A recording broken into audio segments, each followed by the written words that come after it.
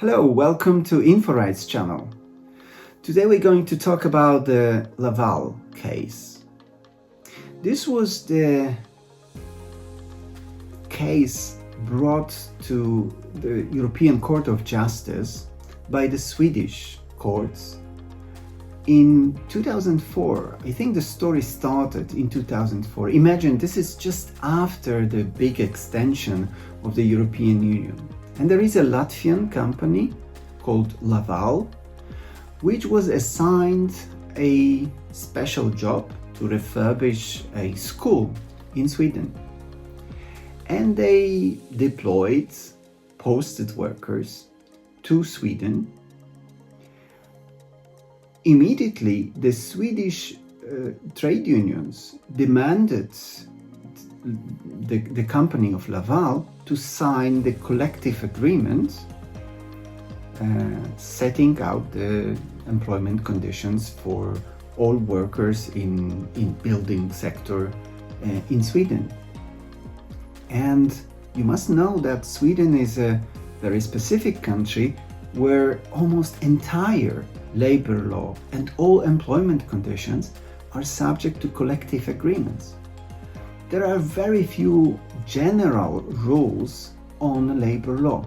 Most of the labor law is regulated by collective agreements. And none of these collective agreements to this date is considered generally applicable for entire Sweden. So imagine how powerful are social partners in shaping the labor law in Sweden. It's completely different than in some other countries, especially in Central and Eastern Europe, where collective bargaining is not so powerful in shaping the labor law. The general legislation set out by the parliaments is much more important here. So Sweden gives the power of regulating labor law to the social partners. But here we have an exceptional situation because the company of Laval is going to perform only temporary work by posting their workers to this Swedish school to refurbish it, and they are not entering the labor market of Sweden forever. They're not establishing a company there. On the contrary, the work will be done only temporarily. And for such cases, we know that the Posting of Workers Directive, which was already in operation for a couple of years then, sets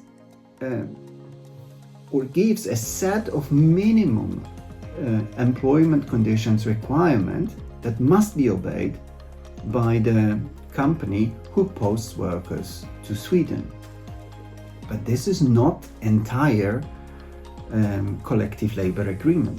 It's only the rules about remuneration, the rules about working time, health and safety conditions, and equal treatment of men and women, and protection of pregnant women at work. So this is the core set of employment conditions that must be obeyed according to the Swedish law. And if there is no collective agreements which is generally binding, which is the case in Sweden, then of course the company can pay their workers the minimum wages of the set out in the collective agreements, but they don't have to sign the entire collective agreements.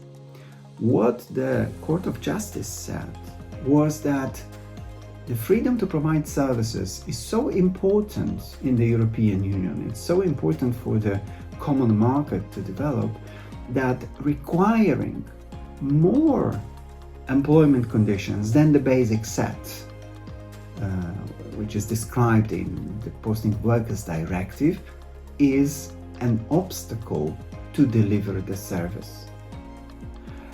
Ever since the Laval case, all the trade unions in the European Union perceive this ruling as a setback in the protection of workers' rights. But at the same time, we see that this gives a very important signal that the freedom to provide services, the economic freedom that belongs to the employers, is as important as the protection of workers' rights in the European Union.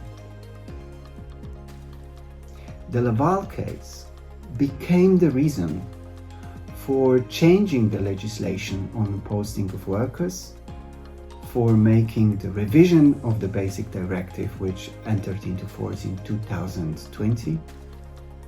And it's still not the case that the companies who temporarily perform their services, for instance in Sweden, have to obey the entire collective labor agreements. This is still not the case, but the set of rules has been extended. The set of rules that are applicable to posting companies. So that's the importance of the Laval case.